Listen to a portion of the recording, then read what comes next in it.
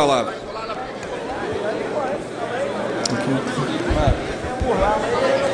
Senhor presidente. Senhor presidente.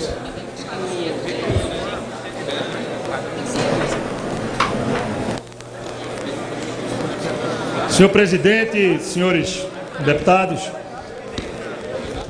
nós buscamos aqui adaptar o texto a um formato que caiba aos municípios fazer a sua regulamentação específica, deixando bem claro que fica permitido o sistema de transporte por aplicativo, mas que os detalhes vão caber a cada cidade, a cada município, como está na legislação, garantindo-se a segurança dos usuários e a concorrência.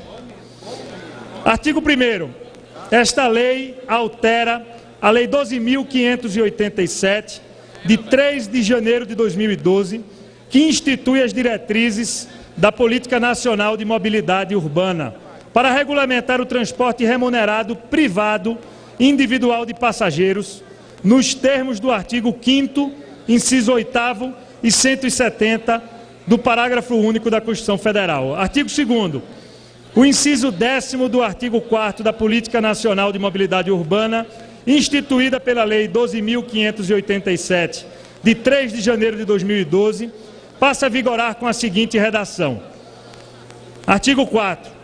Transporte remunerado privado individual de passageiros, serviço remunerado de transporte de passageiros, atividade de natureza privada, não aberto ao público, para a realização de viagens individualizadas ou compartilhadas, solicitadas exclusivamente por usuários previamente cadastrados, através de aplicativos ou outras plataformas de comunicação em rede. Artigo 3º. A Lei 12.587, de 3 de janeiro de 2012, passa a vigorar acrescida dos seguintes artigos 11A e 11B. Artigo 11A.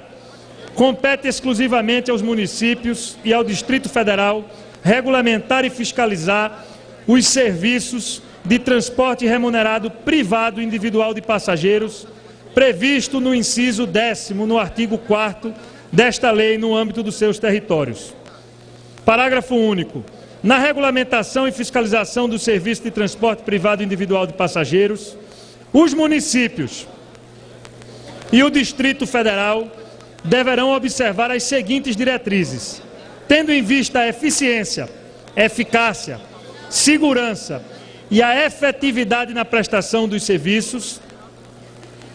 Está estabelecida a efetiva cobrança dos tributos municipais devidos pela prestação do serviço, a exigência de contratação de seguro de acidentes pessoais a passageiros e seguro obrigatório DPVAT, a exigência de inscrição do motorista como contribuinte individual do Instituto Nacional de Previdência Social, INSS, nos termos da alínea H do inciso 5º do artigo 11 da Lei 8.213, de 24 de julho de 91.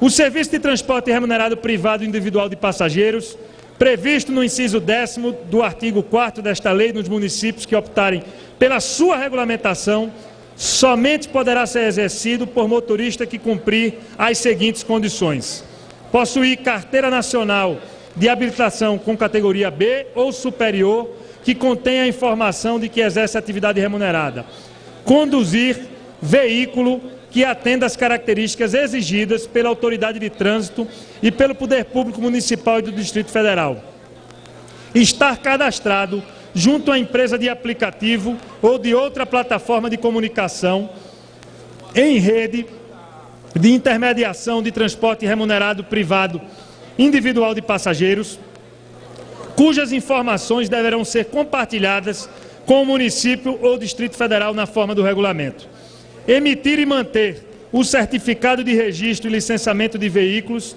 no Distrito Federal, no município do Estado de prestação do serviço ou integrante de área conurbada interestadual. Parágrafo único.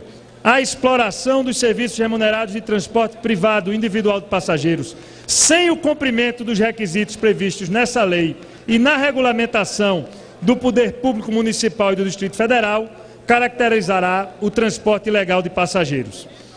A construção desse relatório deu-se ouvindo os diversos segmentos organizados, os argumentos que foram colocados pelos taxistas, pelos profissionais do Uber e outros aplicativos de transporte e, acima de tudo, considerando os usuários, mas respeitando as prerrogativas dos municípios, que esses sim, e caberão a eles, fazer a regulamentação específica para o funcionamento dos aplicativos, considerando que após a aprovação da lei, continua a prestação de serviços da maneira como ocorre hoje, desde que não haja uma regulamentação específica em cada município dizendo o contrário.